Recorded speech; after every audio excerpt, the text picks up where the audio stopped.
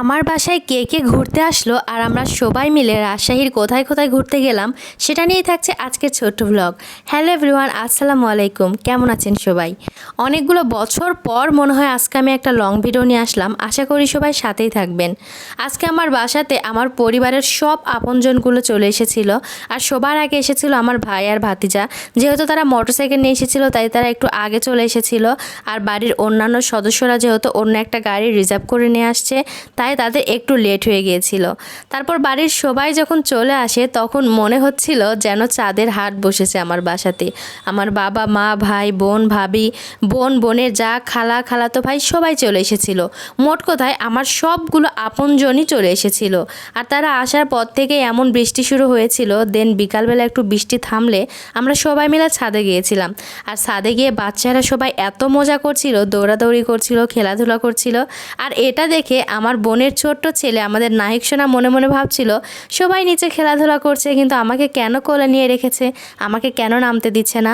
আর সবাই মিলে খেলাধুলা শেষ করার পর পরের দিন সকালবেলা আমরা চলে যাই আমাদের গ্রামের বাড়িতে, মানে আমার শ্বশুর বাড়িতে।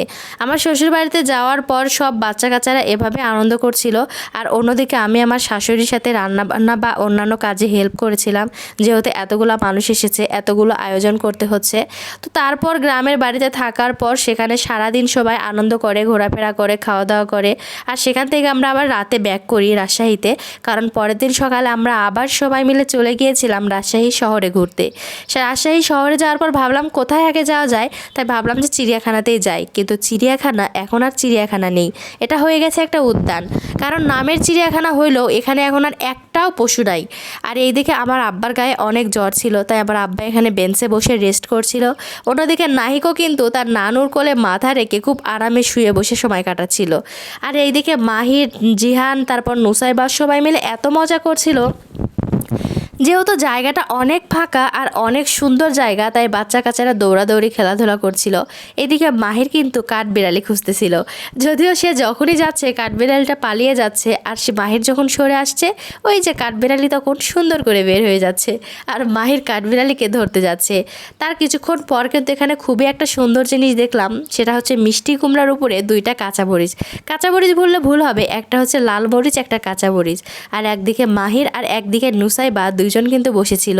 আর মাহিরের খালামণি তাদের ফটোশ্যুট করছিল। বাচ্চাদের দৌড়াদৌড়ি আর আনন্দ দেখে কিন্তু খুবই ভালো লাগছিল। মোট কথায় সবগুলো আপনজন আমাদের সাথে ছিল, তাই আমাদের সময়টা খুবই ভালো কাটছিল। আর তারপর কিন্তু আমরা সবাই মিলে চলে যাই পদ্মার পাড়ে টি বাদে। পদ্মার পাড়ে এত পরিমাণে বাতাস ছিল যে আমার ভাইয়েরা সবাই নৌকাতে উঠতে চাচ্ছিল, কিন্তু আমার আব্বা কিছুতেই আমাদের কাউকে নৌকায় উঠতে দিতে চাচ্ছিল না, যেহেতু প্রচণ্ড বাতাস ছিল আর পদ্মা নদীতে অনেক ঢেউ ছিল। আর সবার কোলে কোলে আমাদের বাচ্চা আছে, ছোট ছোট বাচ্চা। আর এতগুলো ছোট বাচ্চা নিয়ে নৌকাতে চড়ার মতো সাহস কিন্তু কারোই হচ্ছিল না। তাই এখানে আমরা সবাই মিলে পদ্মার পাড়ে দাঁড়িয়ে থেকেই এই সুন্দর ভিউটা উপভোগ করলাম। তারপর এখানে দাঁড়িয়ে দাঁড়িয়ে আইসক্রিমের পানি দিয়ে মাহিরের সমস্ত জামা কাপড় সব মেখে গিয়েছিল, যেহেতু আমি এক্সট্রা ফতোয়া নিয়ে গিয়েছিলাম আর প্রচণ্ড গরম ছিল। তো মাহিরকে কিন্তু আমি জামাটাও চেঞ্জ করে দিই। এখানে প্রত্যেকটা মানুষ বসে বসে শুধু এই ভিউটা দেখছে আর তার এই সুন্দর বাতাস খাচ্ছে। তো এভরিওয়ান, আপনাদেরকে আমার এই আজকের এই ভিডিওটা কেমন লাগলো? যদি ভালো লেগে থাকে অবশ্যই লাইক কমেন্ট করে পাশে থাকবেন আর জানাবেন ভিডিওটা কেমন লেগেছে। সবাই খুব ভালো থাকবেন। আল্লাহ হাফেজ।